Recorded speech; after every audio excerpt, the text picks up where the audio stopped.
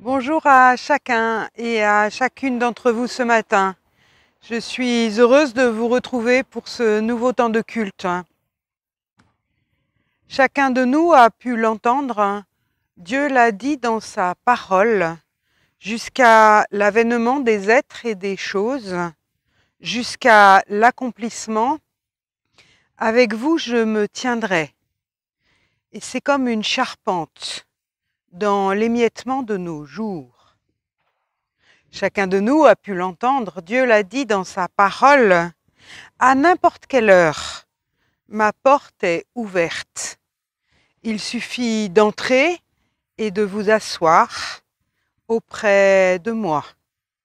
Et c'est comme une nourriture dans l'épuisement de nos jours. Chacun de nous a pu l'entendre, Dieu l'a dit dans sa parole, si vous êtes ensemble, à cause de moi, je suis au milieu de vous. Et c'est comme une présence dans l'isolement de nos jours. Alors que la grâce et la paix vous soient données de la part de Dieu qui, ce matin, nous accueille. Amen.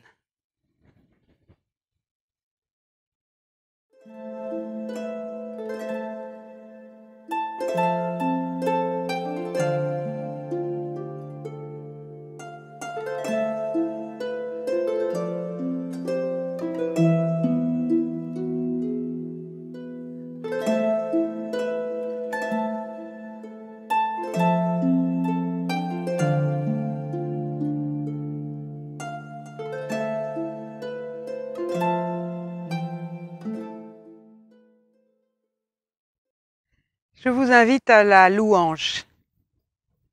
Seigneur, je veux te louer pour tes merveilles et la joie qui m'habite, je veux te chanter. Qui que nous soyons, quelle que soit notre histoire, tu nous appelles à la vie. Même si la faute est lourde et l'heure bien tardive, ta porte est grande ouverte. Tu offres paix et pardon. Tu invites à renaître. Seigneur, je veux te louer pour tes merveilles et la joie qui m'habite. Je veux te chanter. Ta tendresse, Seigneur, est infinie, présence depuis les origines dans l'histoire, lumière au creux de nos vies, regard de confiance, liberté et respect des hommes. Seigneur, je veux te louer pour tes merveilles et la joie qui m'habite. Je veux te chanter. Ta fidélité est de toujours et pour toujours, telle que nous sommes. Et dans nos vies d'hommes et de femmes, ta parole nous convoque, nous appelle. Ton amour nous fait vivre. Je veux te louer, Seigneur, pour tes merveilles et la joie qui m'habite. Je veux te chanter. Et je vous invite à le faire maintenant avec le chant d'un cantique.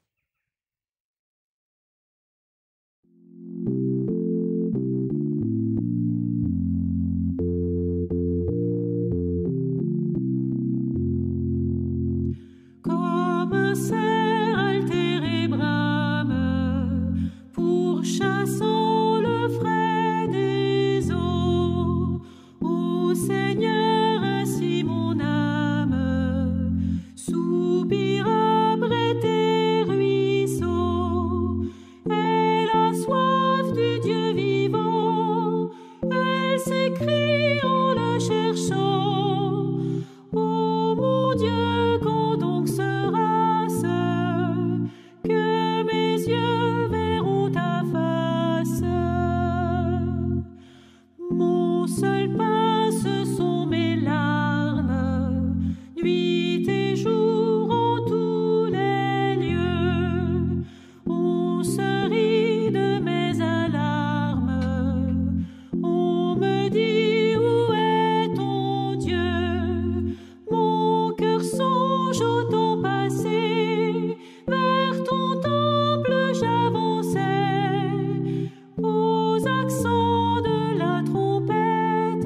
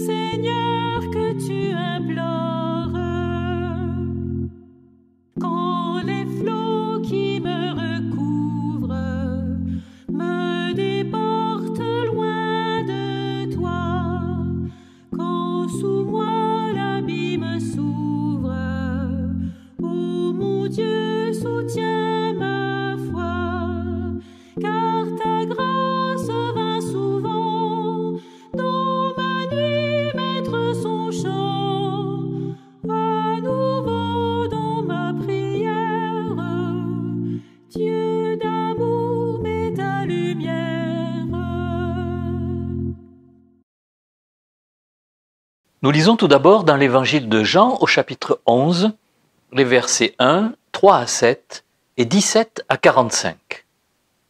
Il y avait un homme malade. C'était Lazare de Béthanie, le village de Marie et de sa sœur Marthe.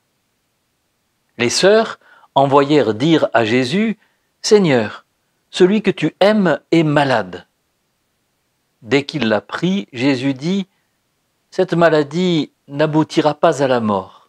Elle servira à la gloire de Dieu. C'est par elle que le Fils de Dieu doit être glorifié. » Or, Jésus aimait Marthe et sa sœur et Lazare. Cependant, alors qu'il savait Lazare malade, il demeura 2 jours encore à l'endroit où il se trouvait. Après quoi seulement, il dit aux disciples, « Retournons en Judée. » À son arrivée, Jésus trouva Lazare au tombeau. Il y était depuis 4 jours déjà. Comme Béthanie est distante de Jérusalem d'environ 15 stades, beaucoup de Juifs étaient venus chez Marthe et Marie pour les consoler au sujet de leur frère. Lorsque Marthe apprit que Jésus arrivait, elle alla au-devant de lui tandis que Marie était assise dans la maison.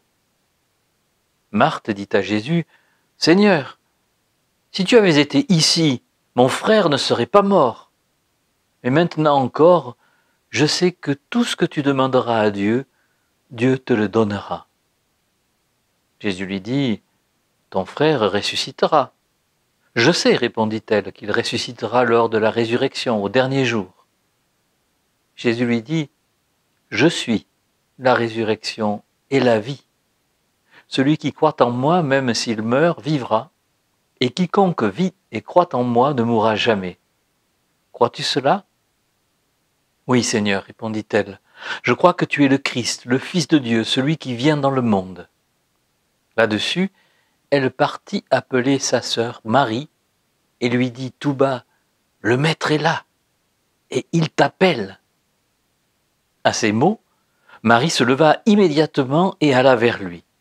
Jésus, en effet, n'était pas encore rentré dans le village.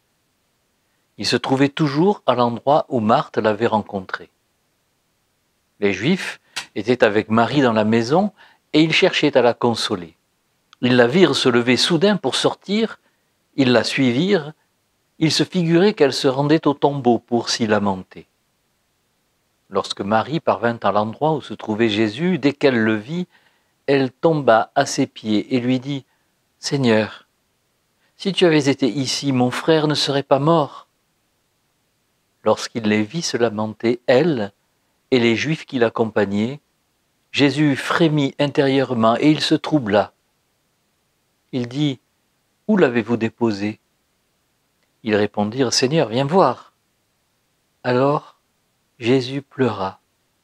Et les Juifs disaient, « Voyez comme il l'aimait. » Mais quelques-uns d'entre eux dirent, « Celui qui a ouvert les yeux de l'aveugle n'a pas été capable d'empêcher Lazare de mourir. » Alors, à nouveau, Jésus frémit intérieurement et il s'en fut au tombeau. C'était une grotte dont une pierre recouvrait l'entrée.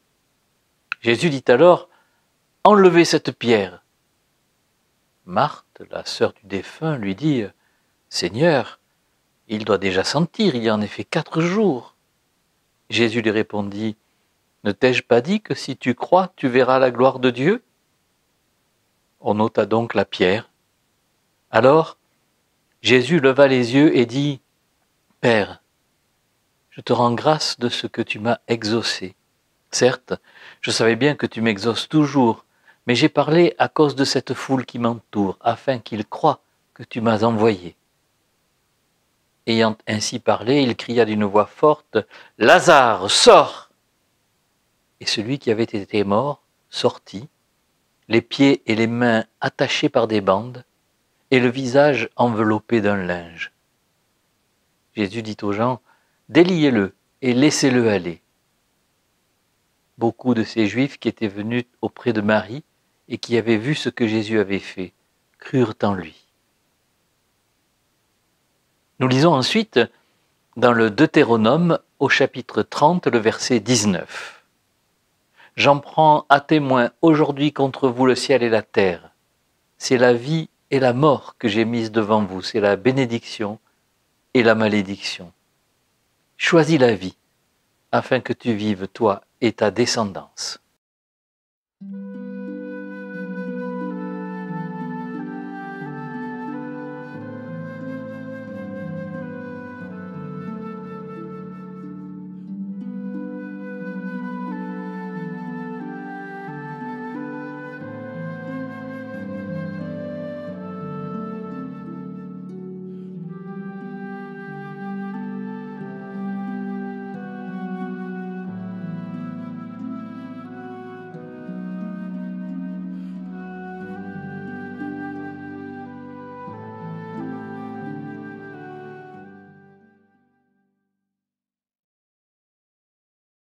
Lazare est mort. Pour Marthe et Marie, cela a d'abord été source d'angoisse, puis un choc, et un peu plus tard, la période de l'enterrement. Lazare est mort et je me sens proche de Marthe et de Marie. Nous sommes tous des Marthe et des Marie, par définition, puisque nous sommes encore là, dans ce monde. Nous sommes ceux qui en ont enterré d'autres et nous sommes ceux qui allons en enterrer d'autres. Nous sommes ceux qui ont vécu la mort, de près peut-être, ou de loin seulement pour certains, ce qui veut dire pas encore de près. Car nous le savons, autant que nous le redoutons parfois, cela viendra. C'est un moment important et incontournable de chacune de nos vies. Lazare est mort.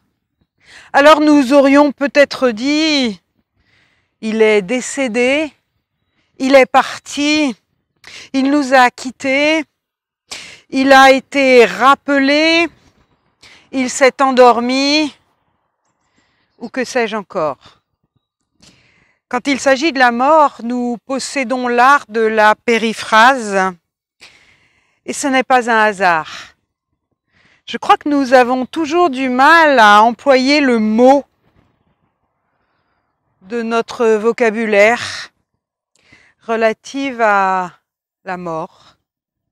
Comme si c'était une manière un peu de la repousser, de la mettre à distance pour nous protéger, peut-être, pour nous en éloigner. Marthe et Marie, les deux sœurs, elles sont proches, toutes proches de leur douleur, toutes proches de cette réalité, de ce qui vient juste de se passer. L'une et l'autre, elles disent tout simplement et sans détour, Lazare est mort. Peut-être autrefois était-ce plus facile. La mort était sans doute plus intégrée dans le cours de la vie, du quotidien. On vivait plus proche de la nature et du rythme des saisons, des vendanges aux moissons, des rythmes immuables et programmés de la naissance à la mort au rythme des saisons et de la nature. Il est mort. Pour Marthe et pour Marie, cela semble simple. Je me demande si ce n'est pas là un pas qu'il nous reste à faire dans nos sociétés, dans nos deuils, et parfois, souvent très longtemps après, dans nos vies, le pas de cette simple reconnaissance de ces morts. Un être cher ne nous a pas simplement quittés, ne s'est pas simplement absenté, il est mort. Un bonheur, une relation, une activité, un temps de ma vie est fini. Eh bien, il faut pouvoir le dire et le reconnaître pour continuer à vivre autrement. La vie sans lui, et c'est comme ça. C'est fini. Mort. Lazare est mort et beaucoup de gens sont venus ce matin-là chez Marthe et Marie pour les consoler. C'est l'usage ancestral, toujours en vigueur d'ailleurs dans nos campagnes. C'est dommage peut-être quand cela se perd. Nous pouvons peut-être facilement imaginer ce que tous ces gens ont dit à Marthe et Marie. Mais pauvre, c'est douloureux. Oh, c'est un peu affreux, mais tu verras, ça va passer. Moi, j'ai déjà vécu ça. Peut-être que c'est bon à quelque chose. Que veux-tu, on ne peut rien y changer. C'est la vie. Mais je sais, moi, combien par expérience c'est difficile. Ne te laisse pas aller. Surtout, je penserai à vous. Sortez, continuez à vivre. Tant de choses que nous avons peut-être déjà dites à d'autres et que d'autres nous ont sans doute aussi dites. Des paroles qui font chaud au cœur, mais aussi des formules creuses, des pieuseries parfois un peu mielleuses, des maladresses, des mots simples et personnels, mais aussi des idioties et parfois des choses qui font mal. Et c'est pour s'éloigner de ces consolations qui tout à la fois n'en sont pas et bien sûr en sont quand même. C'est pour s'éloigner un peu de ces consolateurs que Marie est assise dans sa maison. Oui, Marie, elle est assise dans sa maison. Et c'est probablement tout ce dont elle est capable à ce moment-là. C'est probablement même ce que maintenant il lui faut. Nous la comprenons bien et laissons-la tranquille. Elle a besoin d'être seule, de fermer les fenêtres et les portes, de baisser les rideaux, de ne pas sortir.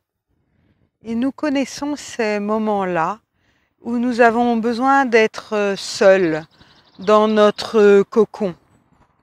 Elle a besoin de s'isoler, de laisser les autres dehors, tous les autres, les amis et les curieux, ceux qui sont bouleversés et ceux qui ne sont là que par devoir, tous ces autres qui viennent et qui sont à la fois les bienvenus pour supporter ce vide et qui importunent aussi ceux dont on a un peu peur parfois.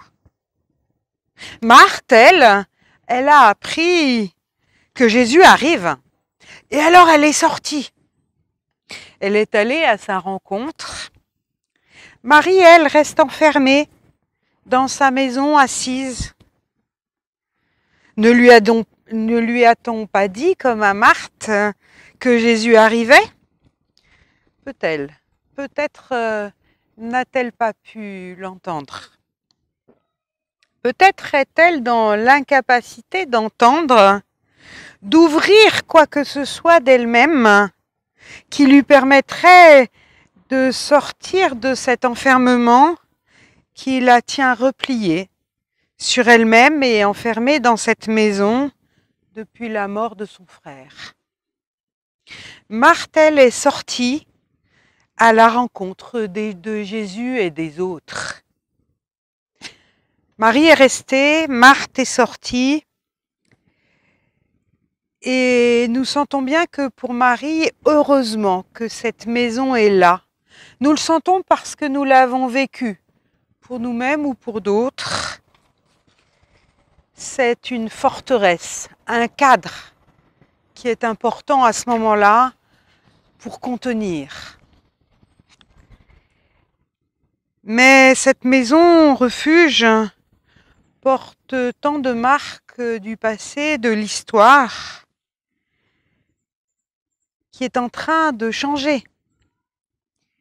Elle est en passe de devenir peut-être pour Marie un petit tombeau du quotidien, à jamais disparu, celui qui est mort.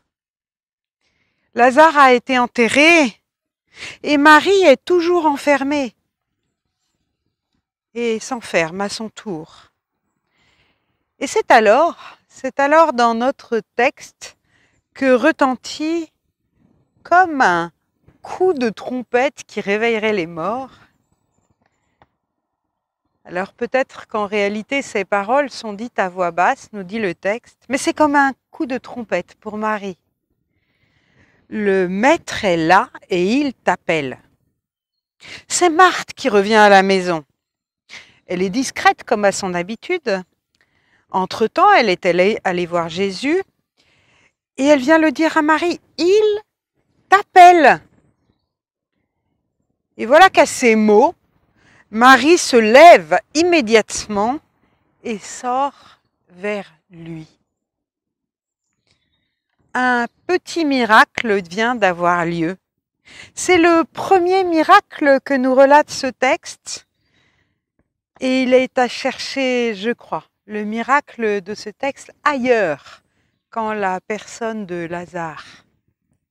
Il se produit là où on ne s'y attend pas, là où on n'y prend pas garde, là où on ne le voit pas, comme c'est souvent le cas dans les textes bibliques, parce que c'est un miracle tout aussi important, sinon plus important que celui dit de la résurrection de Lazare, qui ne sera en quelque sorte que la confirmation plus visible de ce miracle qui touche Marie. Marie, elle entend sa sœur et immédiatement elle se lève. Marthe, elle n'était pas mandatée pour ce message. Mais il y a des moments où l'on sait ce qu'il faut faire. Ce qu'il faut faire pour l'autre. Le maître est là et il t'appelle. Et Marie se lève, sort de sa maison, sort d'elle-même, sort de son enfermement. Elle sort tout à coup de son deuil, pourrait-on dire. Une parole extérieure, un appel, et la voilà rendue à la vie, à une vie devenue possible, à une relation avec ce qui est en dehors de sa maison, à une relation avec les autres.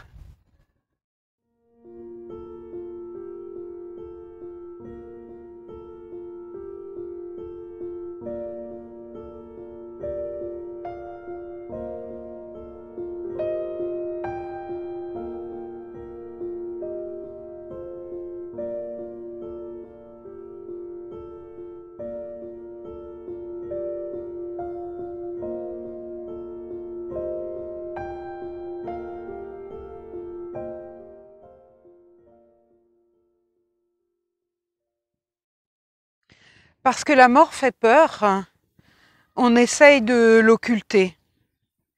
Elle est aussi difficile à vivre et à affronter dans le regard même des autres. Nombreuses sont les personnes qui s'enferment, se murent, se forgent des remparts infranchissables autour d'elles après la mort d'un proche. Le regard, la parole, le geste du voisin, de l'ami, du parent sont difficiles à accepter car ils renvoient trop à ce qui s'est passé. Ils ravivent le vide et la blessure en rappelant l'absence. Il est alors tellement plus simple ou moins douloureux de les esquiver et de s'enfermer. Mais alors comment se fait-il que Marie se lève sur une simple phrase? Serait-il possible quand même d'entendre, nous aussi, un tel appel, de vivre cela dans tout deuil, dans toute tristesse, dans toute souffrance, dans toute détresse, dans toute expérience de mort? Alors autant je suis convaincue qu'aucun deuil, qu'aucune tristesse, qu'aucune souffrance n'est pour ainsi dire imaginé, voulu, programmé ou envisagé par Dieu, en vue de devenir un appel de Dieu ou une punition de Dieu. Autant je suis convaincue que toute expérience de mort peut effectivement devenir un appel à la vie. Que toute expérience de mort peut aussi être fondement de vie.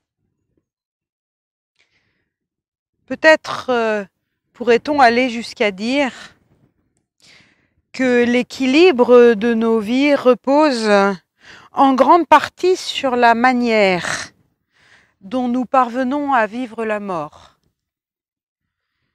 et spécialement celle de nos proches.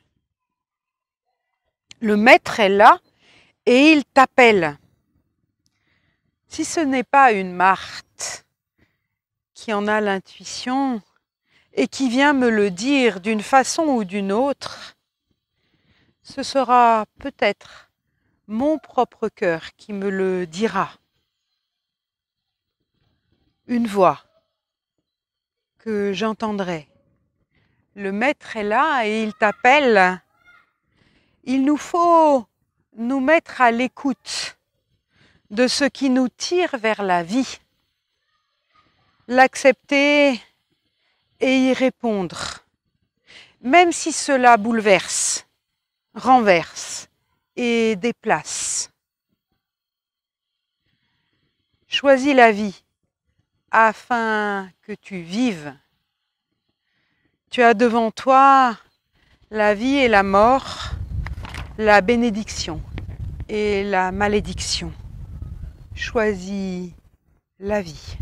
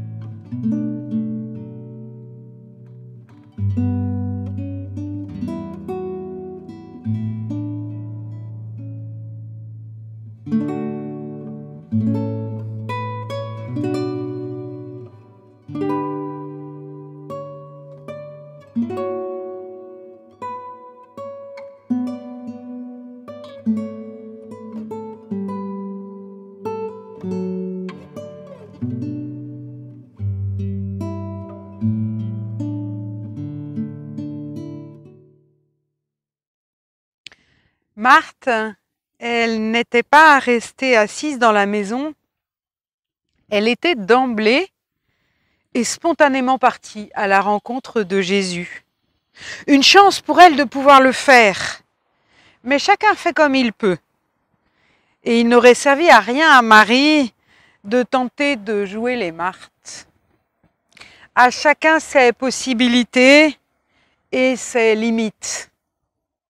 Marthe était donc sortie spontanément vers Jésus et elle était allée au-devant de lui avec quelque chose à lui dire, quelque chose qui lui tenait à cœur, un reproche, comme une espèce de désillusion qu'elle porte en elle, une déception qu'elle dit sans préambule.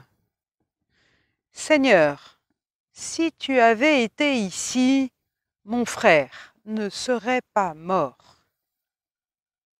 Sa sœur Marie, une fois dehors, vous le savez, lorsqu'elle rencontrera Jésus, dira d'ailleurs quasiment la même chose. Celui qu'elles appellent le Seigneur n'a pas été là. Il n'a pas été là quand il fallait. L'absence de celui qu'elles appellent Seigneur, l'absence de Dieu est révoltante et elle fait crier. Si Dieu avait été là, si Dieu existait, alors il ne permettrait pas que des reproches que nous avons les uns et les autres bien souvent entendus. Peut-être même avez-vous déjà eu ce genre de débat avec vous-même. Comme cela m'arrive parfois lorsque l'horreur de la vie tend à terrasser en moi tout espoir. Si Dieu était présent. Mais voilà, il faut le souligner, pour Marthe et pour Marie, ce n'est pas une simple réflexion désabusée ce matin-là. Elle n'évoque pas une simple pensée, ce n'est pas une idée. Elles s'adressent, elles interprètent dans un vrai dialogue celui qu'elles considèrent comme leur Seigneur. Elles dialoguent avec lui et s'emportent contre lui en toute liberté. Lui parler, même si c'est pour l'interpeller sur son absence, c'est déjà croire qu'il est là, c'est déjà lui donner une existence. À notre écoute, malgré cette absence ressentie. Quand on trouve la force de sortir de son silence, quand je trouve la force de lui parler directement, alors les choses commencent à devenir différentes. Toutes les fois qu'on peut lui dire son doute, son enfermement, sa colère, son désespoir, alors les choses sont différentes. Et c'est ce que fait Marthe lorsqu'elle dit sa déception, lorsqu'elle dit en même temps sa confiance. Et un vrai dialogue s'établit. Jésus lui répond, lui expliquant « Ton frère ressuscitera ». Marc rétorque et affirme à son tour « Je sais, dit-elle, je sais qu'il ressuscitera au dernier jour. » Elle sait, et pourtant elle reproche. Elle sait et cela ne suffit pas. Marthe a bien appris son catéchisme. Elle ne l'a pas oublié. Elle l'a intégré à toute sa façon de voir la vie et le monde. Elle sait même le dire. Et sans aucun doute, elle le croit.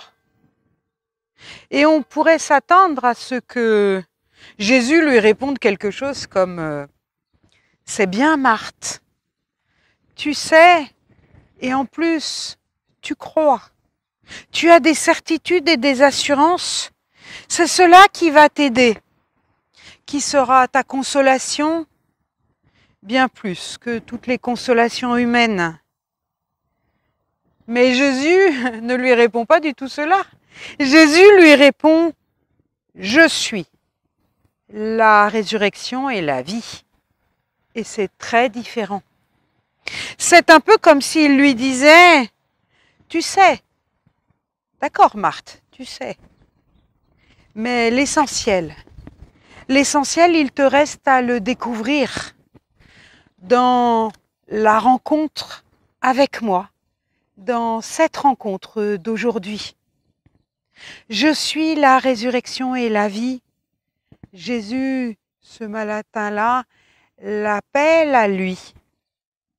Et pour elle-même, elle va faire l'expérience de ce que tout à l'heure elle dira à sa sœur, le maître est là et il t'appelle. Il n'appelle pas seulement Marie, enfermée dans sa maison et son chagrin, mais aussi Marthe, campée dans ce qu'elle croit savoir, dans ce qu'elle sait, dans ses convictions. L'une et l'autre ont également un bout de chemin à faire, le miracle d'une libération, d'une résurrection à vivre. Alors la résurrection, ce n'est pas une doctrine, un savoir, une dogmatique, c'est une personne. Je suis, dit Jésus. La résurrection est la vie. C'est une rencontre, un vécu, une expérience. C'est pourquoi elle n'est pas que celle dont parle Marthe, celle du dernier jour, mais aussi celle dont témoigne Jésus au présent, celle dont a besoin Marie comme Marthe aujourd'hui, tout de suite, celle qui nous est nécessaire, toutes les fois que pour nous aussi, nous sommes face aux forces de mort, aux forces de désespoir qui nous enferment et qui nous enterrent. Je suis la résurrection et la vie. Aucun de ceux que j'ai déjà pleuré, et je le sais, aucun de ceux que je vais pleurer, certainement demain, ne sortiront de la tombe comme Lazare, qui d'ailleurs n'a rejoint les siens que pour quelque temps seulement peut-être. Les résurrections que j'ai vécues et auxquelles je suis appelée aujourd'hui, auxquelles vous êtes appelés dans le quotidien de cette vie qui nous est donnée, ne sont pas à l'image de la résurrection de Lazare. En tout cas, c'est ce que je crois. Elles sont à l'image de la sortie de Marie, de son enfermement, de sa maison, de son chagrin, et de la sortie de Marthe, de ses certitudes et de ses enfermements à elle. Il est là aujourd'hui encore, proche de nous, même si parfois nous avons bien du mal à discerner sa présence. Il est là et il nous appelle. Il appelle les Marthe et les Marie que nous sommes. Et chaque fois que je sortirai, que nous sortirons du berceau, du tombeau de l'indifférence, de la tristesse, de la peur, de la faute, de la méchanceté, du non-sens, ce sera à nouveau une résurrection qui nous sera, qui me sera, qui te sera donnée de vivre. Petite, peut-être toute petite, mais vraie et libératrice. Amen.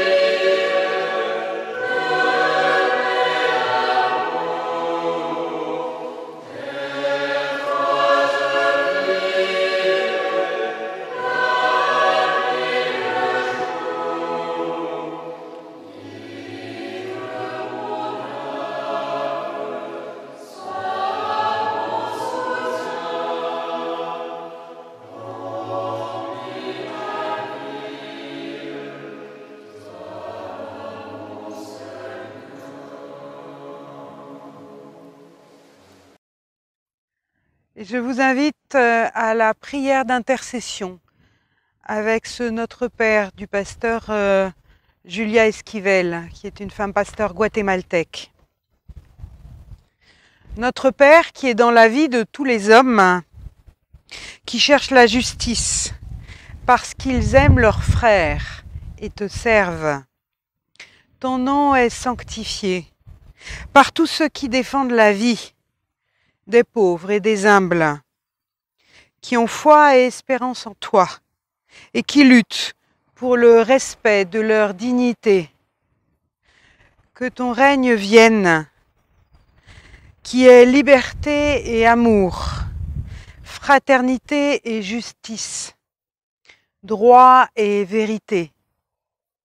Que ta volonté soit faite, toi qui es liberté pour les prisonniers, apaisement des affligés, force pour les torturés, libération et vie pour ceux qui souffrent.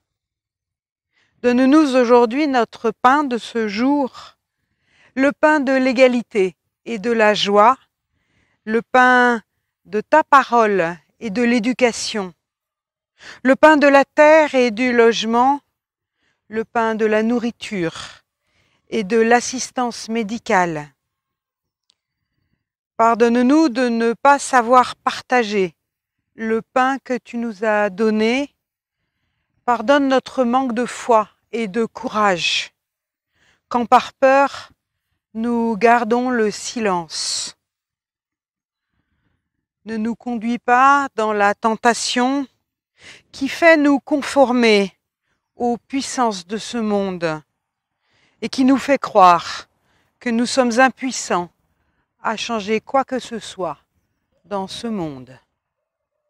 Mais délivre-nous du mal qui, du fond de nous-mêmes, nous invite à garder notre vie pour nous-mêmes, quand toi tu nous invites à la donner.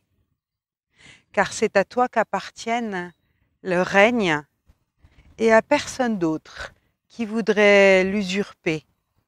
La puissance et non à une organisation ou à un parti, et la gloire, car tu es le seul Dieu et le seul Père pour toujours.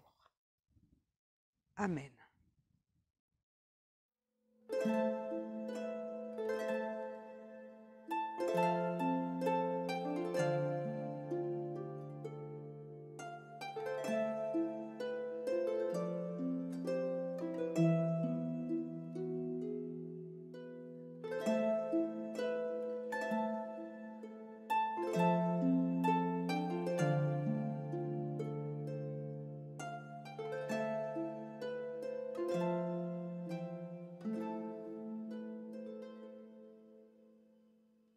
Et nous entendons maintenant les paroles d'envoi et de bénédiction. Dieu nous envoie dans le monde pour être ses témoins, pour transmettre son espérance, pour vivre son amour et vivre de son amour. Alors que notre recherche de ce royaume soit sereine, active et joyeuse. C'est possible car Dieu est avec chacun de nous, il est proche de chacun de nous, il est en chacun de nous. Alors que ce Dieu nous donne sa paix, sa joie et sa chaleur, il nous bénit, il nous garde et il nous envoie vers et avec tous ceux qui le cherchent. Amen. Ce culte prend maintenant fin. Je vous retrouverai avec grand plaisir dans une quinzaine de jours, je l'espère, pour un nouveau partage en visio. À bientôt et bon début de printemps à chacun, chacune. Au revoir.